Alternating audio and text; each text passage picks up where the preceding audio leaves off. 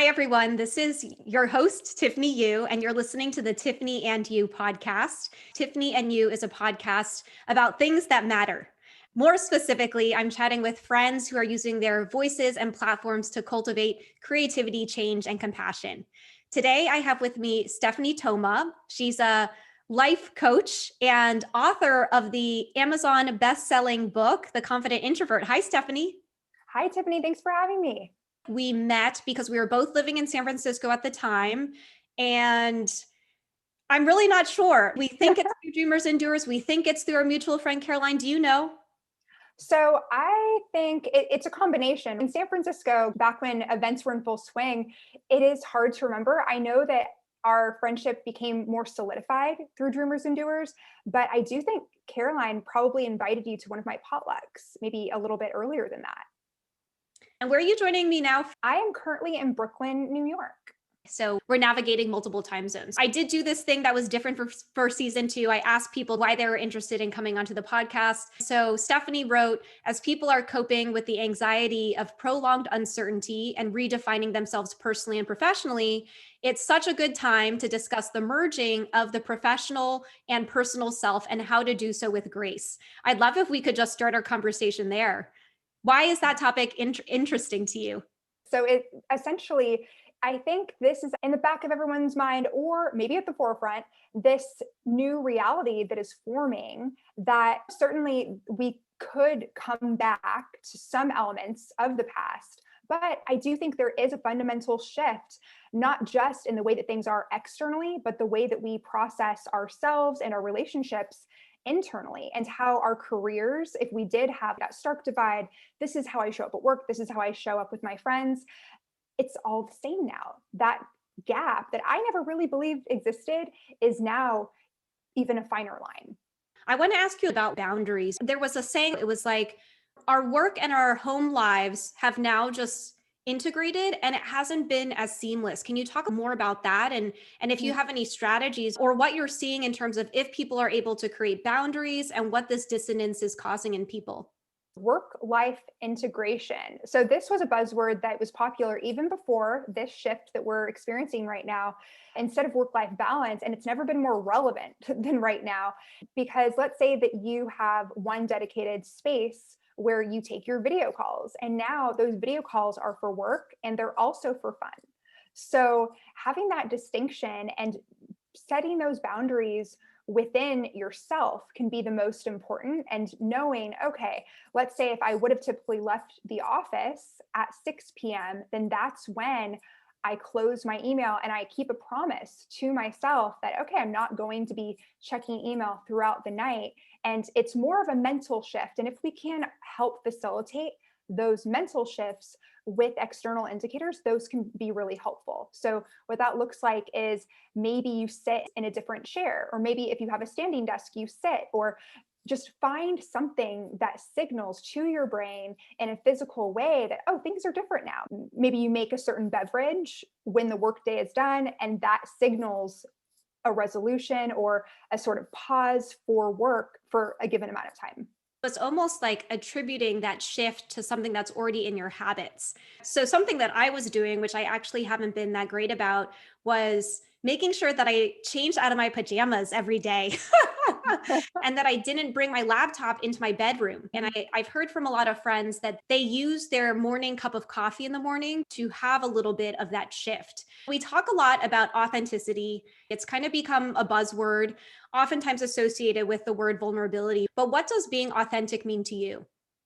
So authenticity is rooted in a deep knowing and understanding of yourself, and a sense of conviction in that, while having some sort of receptivity to other interpretations. But I define authenticity as first and foremost residing within, knowing and understanding your truth, and then being in a position to share that, to then have an opportunity to more deeply relate to and understand and connect with others. Talking about a work and home persona, if we are out here advocating for authenticity, why is there a difference between who your work persona is versus who your home persona is or your life persona?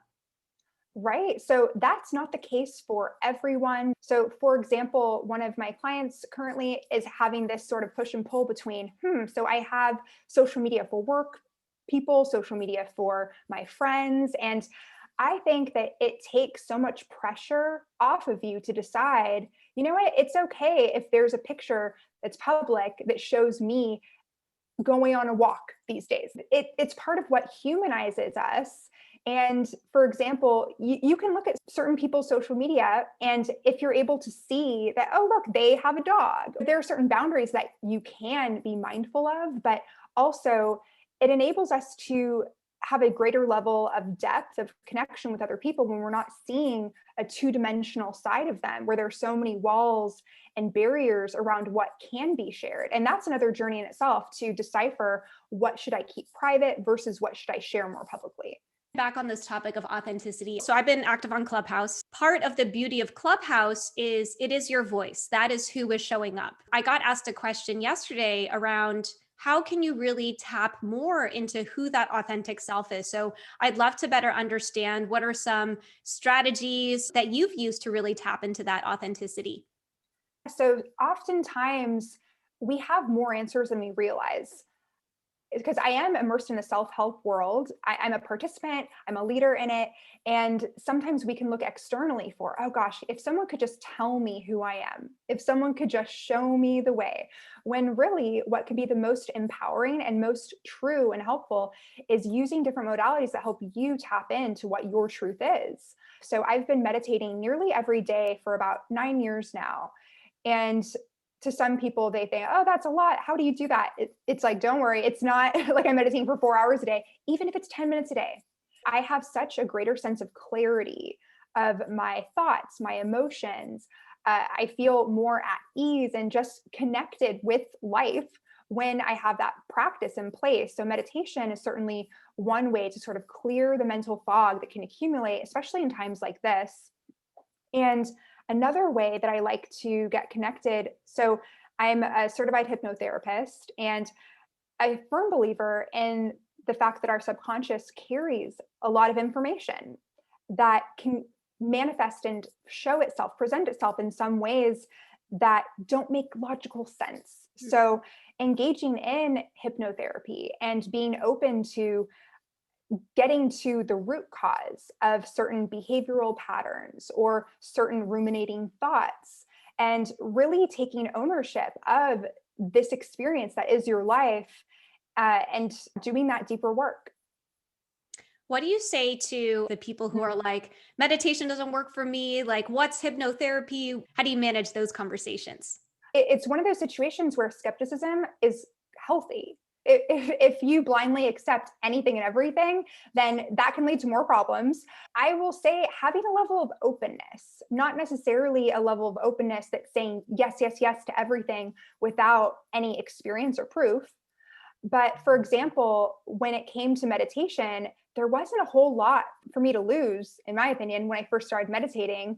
Maybe some discomfort in the very beginning of thinking, I'm not doing this right. I don't know if I can, but it's a practice. You just continue doing it. And when you want the result of a sense of calm, clarity, then it becomes worth it to do something that you think is a little wonky, a little out there, because you want that result. And maybe the how becomes a little bit less relevant as long as it works. And then when it comes to hypnotherapy, I certainly didn't think it was something that I would be involved in. However, I ended up attending a conference several years ago now where I ended up meeting a hypnotherapist. I didn't know she was a hypnotherapist at the time, but we developed rapport, had a nice conversation over lunch at this conference. And then she got up on stage after, and she ended up letting everyone know, hey, I'm one of the 5 breakout leaders. My session will be a group hypnosis session. And I was going to go a more tactical business route, but I decided, curiosity, be led by curiosity instead of judgment. So I said, sure, let's try this out. I went into her session and I felt such a deep sense of relaxation, just like full body relaxation, that sometimes we don't realize how much tension we're carrying in our bodies until we feel otherwise. And I knew that there was something to it through that deeply relaxed, deeply connected experience that I had. So then I began to study it and I became certified through hundreds of hours of training. It's one of those situations, again, when you have patterns in your life, in your relationships, in your thoughts, in your feelings, and you feel like you don't have control over them, or you feel like you don't have knowledge as to why, and it's making you feel not so great, then being focused on that outcome and less focused on judging the routes to get there. You touched on a lot of things, especially around how cerebral, how much I think we kind of get caught in our thoughts when in reality, a lot of the answers are embedded within our body, are stored in our body. So I'm a very cerebral person. I'll acknowledge that. I still pride myself a lot on my mind and my intellect, but I am trying to, and you outlined these, really get in and hone in on your body because really there are a lot of answers there. But the other thing that you said that I really love that I've been talking a lot about is how all of us are making judgments all the time. And for me, it's really about how can we use our judgments as an opportunity to get curious, Mm. as an opportunity to understand or extend compassion, rather than just say, I don't agree with that. And instead say, ooh, I'm curious what your journey into getting certified as a hypnotherapist was, and really going down that route. So we're going to take a quick break here, but when we come back, we will continue chatting with Stephanie Thoma. And we're back from the break. This is your host, Tiffany Yu, and you're listening to the second half of this episode of the Tiffany and You podcast. I have with me life coach, certified hypnotherapist, author of the Amazon bestseller, Confident Introvert, Stephanie Thoma. So before the break, we were chatting about authenticity, the work and personal lives meshing together and figuring out how to manage that transition with grace. And then we started talking about some of the strategies that Stephanie is using to really hone into her own authentic self, which really came down to mindfulness and hypnotherapy. Many of us are hyper rational, hyperlogical. So Stephanie, you had mentioned that you're also a high functioning logical person. When it comes to logic, and particularly a hyper logical way of showing up in the world, there are a variety of reasons why that can be the case, but oftentimes it's a way of thinking that we can adopt, sometimes at a very young age, to adapt to environments that are less predictable. So as long as we are thinking through things logically and rationally, it helps us make sense of our otherwise perhaps slightly unstable surroundings. Mm-hmm. So that's something that I think is really great to be aware of, particularly in the self-help space or in the personal development space, where we're seeking more clarity, more answers, and we want to grow, but we feel like there are some blocks. That can be a root of where that block comes in. That can serve us at times, but just not all the time. I love how you talked about how our rational self really comes out in the stories that we tell ourselves to make sense of them. How do you make that transition from realizing that that story may have been a first draft of a different type of story? Do you have any strategies or any thoughts on how to catch yourself when you might be telling yourself a story just to make sense of things, but actually isn't what is real? Absolutely. So that's a hot topic. What is real? Yeah, I know. And also I do want to acknowledge that I was diagnosed with PTSD a year and a half ago now. And when I was caught in my trigger moments, I would be living in a reality that I thought was real, but was not real. It was attributed to a past event. And so don't want to diminish the fact that that definitely does exist for some people. But I guess it's how do you trust in the universe or some higher power that where you are right now, if you are in a hard place or you are in a place of trauma, that's not where your story ends. Yes, I love that last piece that you brought up. It's not where the story ends. So, as we are taking the time and space to reclaim our stories and reclaim the way that we show up, it's important to sometimes question things that we believe as fact. So, an example of this in my book, Confident Introvert, is this concept of your big light secret. So, the example that I go into in the book is this long held belief that I'm a terrible dancer. So I grew up thinking oh, I was in ballet when I was a toddler, didn't do too well in ballet. And when given the opportunity, didn't really dance a whole lot. And I had this belief that, oh, this is the fact. I'm a singer. I'm great at singing. And typically you can't really be great at both, from my opinions of pop stars sometimes. So that was an internalized belief. And it wasn't until I had the opportunity, a really unique opportunity at a personal development conference, to dance on stage in front of people that I realized, oh, wait a second. Maybe I'm not a great choreographed dancer, but when there's no choreography and I'm just able to do free movement dance, it's called ecstatic dancing. I like to refer to it as meditation movement. Then it's a different story. I have some rhythm. And it was kind of a really interesting experience where I was totally in the moment. I wasn't looking at the audience, I was dancing. And then afterwards, it really shocked me that people were asking, are you a trained dancer? Are you trained in burlesque? Are you trained in this and that? And I mean, I took it as a compliment and I was like, nope, I'm not, but okay, thanks. And what it came down to, this your big light secret, is the inverse of a deep dark secret, something that we hold inside because there's shame. But really, if you flip it over or look at it through a slightly different perspective or redefine that thing, perhaps it is actually a strength and something that you can be proud of and share with others. Let's talk a little bit more about Confident Introvert. So it came out last year during the pandemic. Yes. Oh my goodness. Okay. So here it is in paperback, just in case people are like, what does it look like? That's what the cover looks like. So it's Confident Introvert, a practical guide to connecting with others at networking events and beyond. So I ended up launching the book June 15th of 2020. As a fellow introvert, I would love to hear more about the inspiration behind the book. And especially since many of us are still in a period of social isolation, I'd love if you can share any strategies for those of us who might be more introverted to find ways to stay connected. With a solitude sandwich. Basically, this concept in the book, it's envision a glob of peanut butter. That's your activity. And then on either end, your pieces of bread that comprise this sandwich are your solitude. And how this concept came about was after an in-person workshop, one of the attendees asked me, I had just finished networking for introverts, presenting that. And he asked, so I'm just curious, why are you presenting a workshop on introversion when you are so obviously an extrovert? And I paused and I decided to answer with a question. I asked him, so what do you think I was doing before this event? And he said, well, maybe you were having dinner with friends. And I said, well, actually, I was reading in the lobby for about an hour. And then I asked, what do you think I'll be doing after this? And he said, well, you'll probably be going to an after party and going to dinner and this and that, like dinner again. Okay. And then I said, well, actually, I'm going to go home and meditate and read.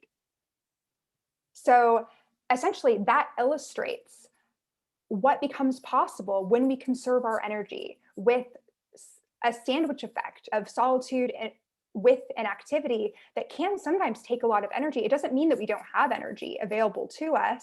It just means that we need to be more strategic and mindful of how we exert that energy to be able to show up fully when we really want to. I can almost take that concept of solitude sandwich with how we started this conversation of having that mindful shift between here is my home life versus now I'm transitioning into work. But I 100% agree with you. I'm a fellow introvert too. I love this idea of the solitude sandwich. I'm now starting to think back around, okay, before recording this podcast, what was the activity that I did before? What's the activity that I'm going to take after? I love the title of this book, Confident Introvert. And I think that it was so strategic in naming it that way because I feel like people think that introverts can't be confident. And I would love to shift this conversation over to thinking about leadership. What does being a leader look like? And what do you think are some of the limiting thoughts that stand in the way of someone, stepping into their full potential as a leader? Absolutely. So, leadership, this ties in with the book title as well. So, I have been confused for an extrovert in my event life, people necessarily assuming that's where I get my energy because that's where I was spending a lot of my time. There is this perception that a leader is someone who is necessarily getting all of their energy from other people and being that person that needs to be the center of attention. Or, I mean, of course, how we talk about leadership is evolving right now. There's this concept of servant leadership that's emerging, and leadership versus being a boss. What's the difference?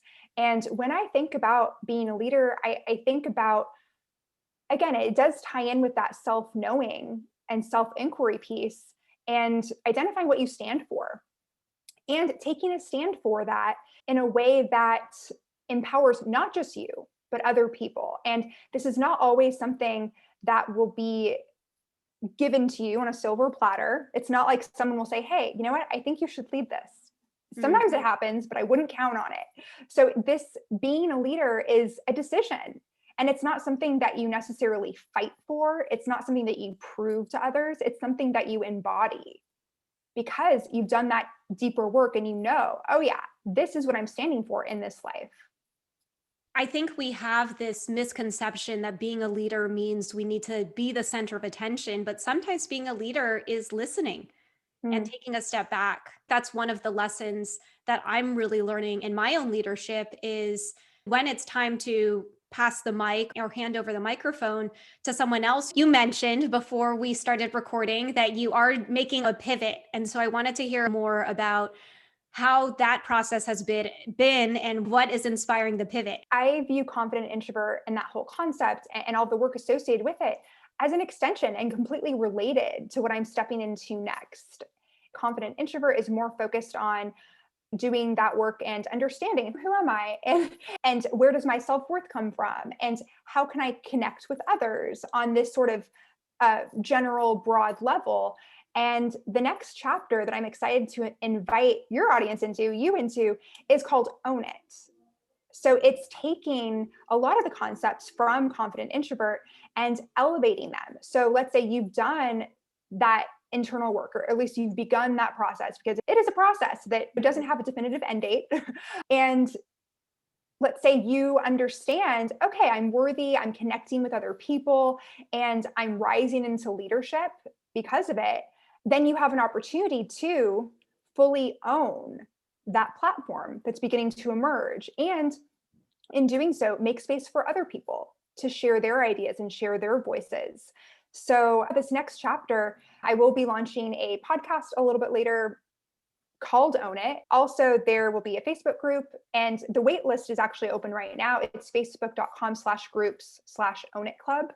In addition to that, there's my one-on-one coaching practice. I'll still be working with people on those networking and self-love, self-worth, leadership pieces, but also taking in an element of thought leadership. And okay, so you have these foundational pieces. What would you like to really stand for and fully step into? I love this evolution of the brand. I actually think it ties into this entire conversation around thinking about authenticity, doing that inner work to really find what that true North Star is. And one of the things you got me thinking about was I remember what it feels like when I wasn't my authentic self. And if you've been listening to this podcast or this is your first time, I got into this car accident as a kid and I didn't tell anyone about it for 12 years. And I still remember what it feels like to live in that place of not telling anyone this defining experience that had happened in my life and how liberating it felt to finally be myself. Now it's been over 20 years since the accident, but it's been 12 years since I first publicly shared about the car accident.